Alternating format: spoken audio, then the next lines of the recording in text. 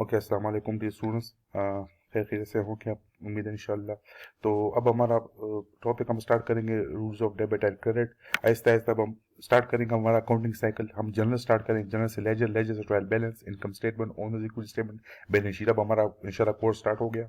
ठीक है, तो अब हम स्टार्ट करेंगे जनरल। जनरल से पहले आपको पता होना चाहिए कि उसके रूल्स क्या है डेबिट और क्रेडिट के। जब हम जनरल बनाएंगे तो उससे पहले हमने रूल्स बनाने हैं कि इसके डेबिट और क्रेडिट के रूल्स के ईजी है। हमने जनरल से ट्रांजेक्शन को हमने जनरल पे रिकॉर्ड करने से पहले कुछ रूल्स याद करने होंगे डेबिट एंड क्रेडिट के। बहुत सिंपल है।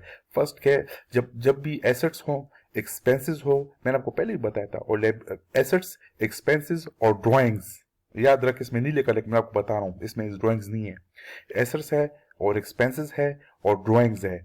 जब भी एसेट, एक्सपेंसेस और ड्राइंग्स में इंक्रीज आता है, increase in assets are recorded by debit, increase in expenses are recorded by debit, increase in drawings are recorded by debit, decrease in assets are recorded by credit, decrease in expenses are recorded by credit, decrease in drawings are recorded by credit।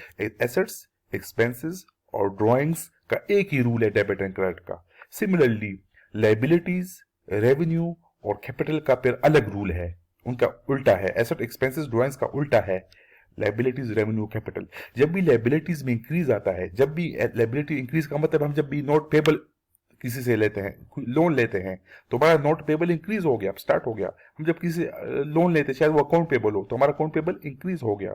जब हम किसी को note payable वापस करते हैं तो liability decrease होता है। जब हम किसी को अकाउंट पेबल वापस करते हैं तो अकाउंट पेबल डिक्रीज होता है।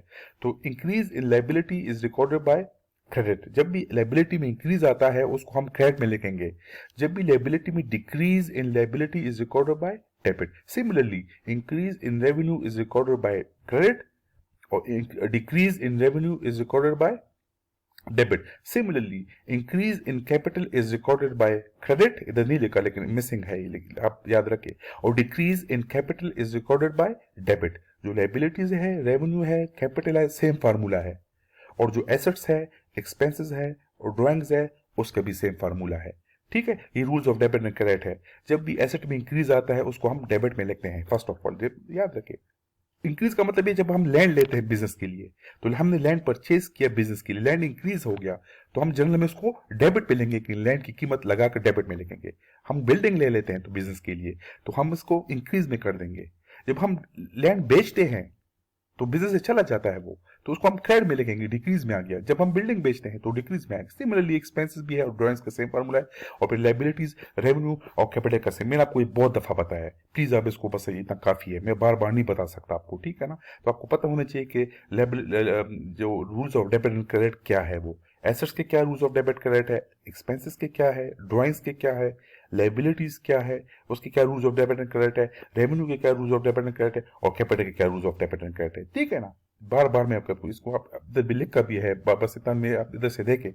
Assets, increase in assets are recorded by debit, decrease in assets are recorded by credit. Expenses, increase in expenses are recorded by debit, decrease in expenses are recorded by credit. फिर एक है drawings, इधर नहीं लिखा, increase in drawings is recorded by debit, decrease in drawing is recorded by credit.